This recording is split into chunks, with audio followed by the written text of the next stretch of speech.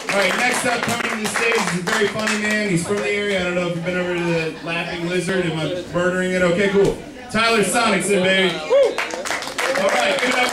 Keep it going. Louder. Yeah, thank you, Brad. Thank you. Thank you all, each and every single one of you. None of you are accepted from my thanks. Thank you all very much for coming out. Really happy you guys are standing at the bar because you don't want to share a booth with these strangers. That's perfectly all right. That's perfectly okay. I'm really happy Frank Zappa was able to make it out. Thank you very much. I appreciate it. I don't mean to make fun. I'm just jealous of your facial hair because I can't grow any myself. When I do, I just look like a really retarded chimp. That's basically... You too. I wish I could do that. I cannot. That, yes. The wonderness that you have upon your chin. I wish I could have that. No. Okay. So, Brad mentioned I used to have a room at the Laughing Lizard down the street.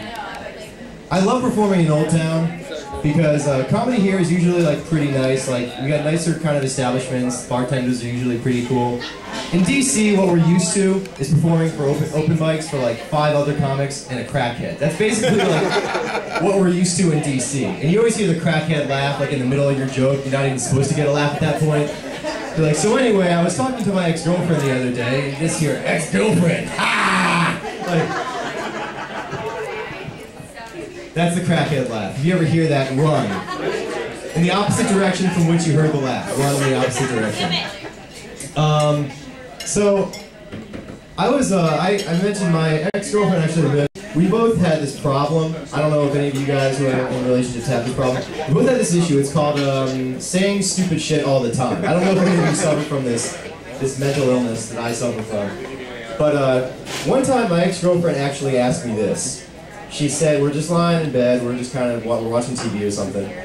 And she says, Tyler, would you still date me if I weighed 550 pounds?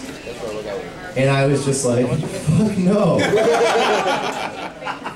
Absolutely not. Because if I was still dating you when you weighed 550 pounds, that would mean that you did not listen to me at 350 or 450 pounds. And like, no one is whipped that whipped that they would let someone gain 250, 350 pounds and not say shit to them. Like, you have to speak up at some point, no matter how bad you have it for this person. It's like, honey, I can't help but notice that, you've gained 300 pounds and haven't left our trailer in 6 months. We have to do something about this. Gonna get you out of that moo-moo, get you into a pair of pants. That was inspired by Jerry Springer. Those episodes, you ever see the ones with like the 1,100 pound people? Dude from Mexico is like 1,100 pounds, 1,200 pounds, he got married. You guys see that in the news? So those of you who are like still single at 40, get on your fucking horse, seriously. Like, this dude weighs as much as like 4 fat guys, and he still landed a fairly attractive woman. I don't know, I think she hid herself from the press. I really don't think she tried to make her face known. She would have been a celebrity. So Herbie was talking about athletics and sports and everything like that. And I actually I got really depressed just now because I was looking at ESPN's headlines they have along the bottom of the screen in the basketball game. It says Dan Orlovsky, the quarterback. First of all, he was the quarterback for the Detroit Lions this year, which I think is funny in and of itself. The second, I went to high school with Dan Orlovsky in Connecticut. True story. He's 25, I'm 25. He just signed a $9 million deal with the Houston Texans.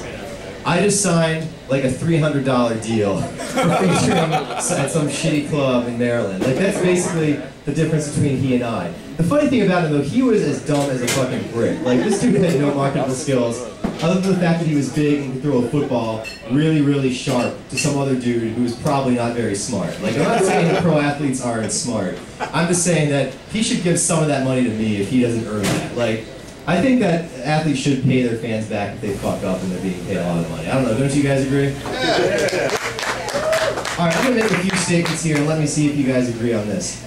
I believe that marijuana should be legalized. Can I get a clap for that? I also believe that Denny's and IHOP should only be allowed to shoot footage for their commercials between 3 a.m. and 6 a.m. Because then you don't see like happy smiling families, you see like a waitress with an eye patch and a hook for a hand. you see like a couple of retarded kids like playing a game of Connect One in the booth by the window. You see a table full of 4 65-year-old trannies just sitting there. They look like they came out of a Tom Waits song or some shit. The waitress with an eye patch and a hook for a hand limps over to them on a wooden leg, and she's like, "Here's your pancakes. They're covered in butter or syrup or cum or whatever the line chefs put on them." What? It's delicious. Don't pass judgment. Awful. No, it's not. It's actually a brilliant joke, and you shouldn't judge me for it. It's really not that brilliant. Actually, the punchline involves live chef coming on pancakes, and I don't normally go that blue, but for you guys, Sunday night, it's snowing. The people who don't deserve that joke are sitting at home right now. You guys deserve fucking blue, ridiculous comedy.